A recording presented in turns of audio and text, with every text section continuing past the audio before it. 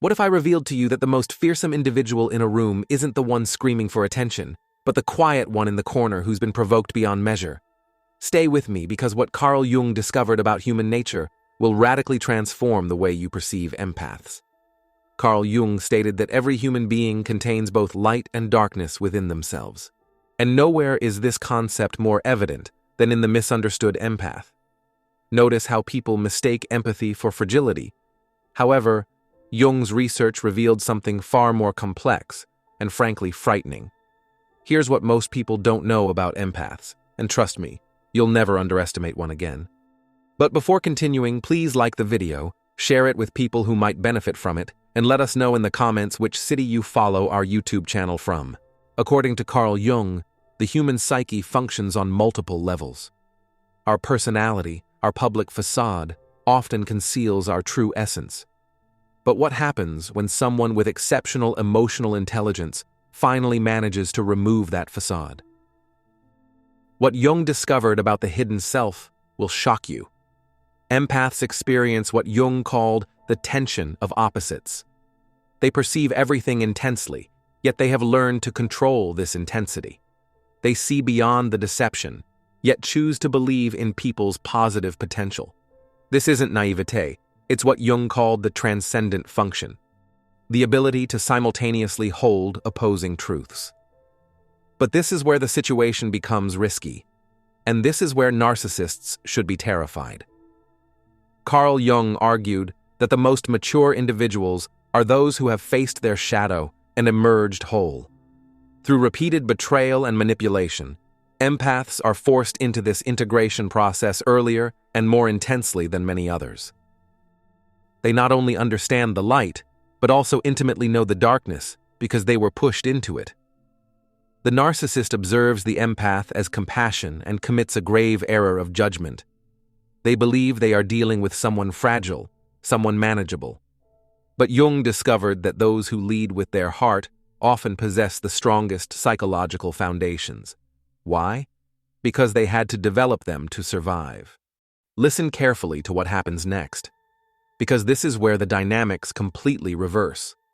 According to Carl Jung's theory of individuation, every person must eventually confront their authentic self. For most people, this process happens gradually, if at all. But for empaths who have been betrayed, this process accelerates dramatically. Pain becomes a catalyst for what Jung called psychological rebirth. This is what Jung understood and what most people fail to grasp. Emotional sensitivity is not a fragility. It is advanced pattern recognition. Empaths don't just feel emotions, they decode them, analyze them, and memorize them. Every manipulation, every lie, every act of emotional violence is archived in their psyche. Not as resentment, but as information. And when this information reaches a critical mass, what Jung called the emergence of the self occurs, and it's absolutely unstoppable. Carl Jung discovered that the most powerful transformations occur not in comfort, but in crisis. He called it enantiodronia, the tendency for things to transform into their opposites when pushed to extremes. The empath who was patient becomes inflexible. The giver becomes selective. The forgiving becomes resolute. It's not about becoming cold or cruel. Jung understood that true strength emerges when someone integrates their shadow, when they recognize their ability to set limits, to say no, to walk away. The empath doesn't lose their heart, but they regain their backbone. But here's what will leave you completely amazed about what happens next. According to Carl Jung, there's a difference between being unconsciously reactive and being consciously responsive. Most people operate from their own wounds. They lash out at others, they seek revenge, they try to hurt others as they themselves have been hurt. But the transformed empath acts on the basis of what Jung calls conscious choice. They don't need to destroy their betrayer because they've already won a much more important battle, the one within themselves. Jung said that the greatest victory is not conquering others, but conquering the parts of yourself that would drag you down to their level. And this is where the narcissist realizes they've made a catastrophic error in judgment. Carl Jung observed that manipulators rely on predictable reactions. They need you to chase them, justify them, fight for the relationship, But when an empath achieves what Jung calls psychological autonomy, they become immune to these tactics. They stop playing games entirely. Jung discovered that the most powerful position in any dynamic is the detachment born of understanding, not the withdrawal born of fear. The awakened empath doesn't withdraw because they're hurt. He steps back because he finally sees clearly. What's coming will redefine everything you thought you knew about power dynamics. According to Carl Jung's research on psychological types, empaths possess what he calls a predominance of the emotional function. But this isn't emotional instability, it's sophisticated emotional intelligence. They know how to read between the lines, perceiving incongruity, identifying manipulation before it's even fully formed. But here's the discovery Jung identified. When this emotional intelligence combines with hard-won wisdom, it creates something extraordinary. The empath stops being reactive and becomes strategic. They no longer operate through pain, they operate through power. And the transformation that follows. Jung had a specific term for this, which represents a true breakthrough. Carl Jung called it the transcendent function, the ability to maintain tension without giving in, to see the truth without becoming bitter, to choose the response rather than the reaction. The empath forged in the fire of betrayal develops this transcendent function to a level that most people never reach. They become what Jung called individualized, complete in themselves. They no longer need external validation to know their worth. They no longer need the approval of others to trust their own perceptions. They stop depending on anyone who doesn't appreciate their depth. But here's the part that will make you shudder. According to Carl Jung, there's a phenomenon he called psychological mirroring. Empaths naturally reflect what others project onto them. But when an empath is repeatedly betrayed, something changes. They stop reflecting and start revealing. They see through the charm, the manipulation, the false excuses. They observe the patterns unfolding with crystal clarity. And instead of absorbing the dysfunction, they begin to reflect it.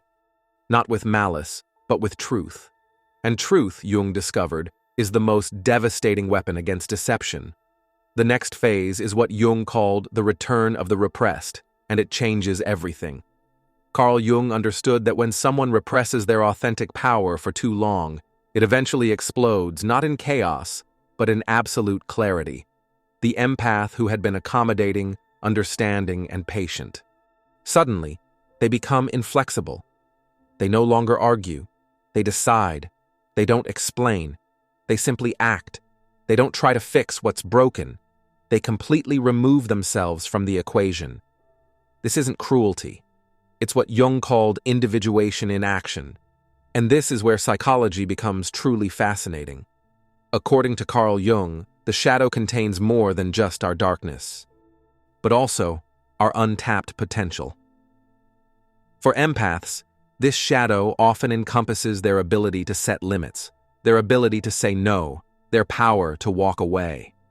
Betrayal forces them to integrate this shadow, to reclaim those parts of themselves they had kept hidden. Jung discovered that this integration does not make a person less compassionate. It makes them more perceptive. They don't stop caring. They begin to choose more carefully where to direct that care. They realize that their empathy is sacred and not something to be given away lightly. What emerges next is what Jung called the individualized self, and it is absolutely unstoppable. Carl Jung said that the most dangerous individuals are not those who act from unconscious wounds, but those who have transformed their wounds into wisdom. The awakened empath embodies this perfectly. They have been to the depths of human cruelty and emerged not destroyed, but refined. They understand manipulation because they survived it. They recognize gaslighting because they escaped it. They can identify emotional vampires because they have been drained by them. This isn't paranoia. It's what Jung called hard-won insight, and that's the moment when everything changes forever. According to Carl Jung's theory of psychological development, there comes a moment when the individual stops seeking external completeness and becomes complete within. For the betrayed empath, this moment is both liberating and revolutionary. They stop trying to convince others of their worth. They stop explaining their limitations. They stop apologizing for their needs. They achieve what Jung called psychological sovereignty, complete ownership of their emotional world. But the final transformation is what Jung calls the return to the self, and it's absolutely magnificent. Carl Jung discovered that true strength doesn't lie in the absence of sensitivity. It's sensitivity refined by wisdom. The fully awakened empath perfectly embodies this paradox. They feel deeply, but love selectively. They understand completely, but interact cautiously. They forgive completely, but never forget. Jung argued that the most integrated individuals are those who manage to maintain both their light and their shadow in awareness. The transformed empath has learned to be kind to those who deserve it and firm with those who demand it. They have mastered what Jung called the appropriate response. And here's the final piece that makes them absolutely untouchable. According to Carl Jung, the highest form of psychological development occurs when a person no longer needs others to complete themselves. The awakened empath reaches this state not through isolation, but through integration. They become whole, not by shutting out the world, but by carefully choosing their place in it. They no longer save people who enjoy drowning. They no longer chase those who habitually flee.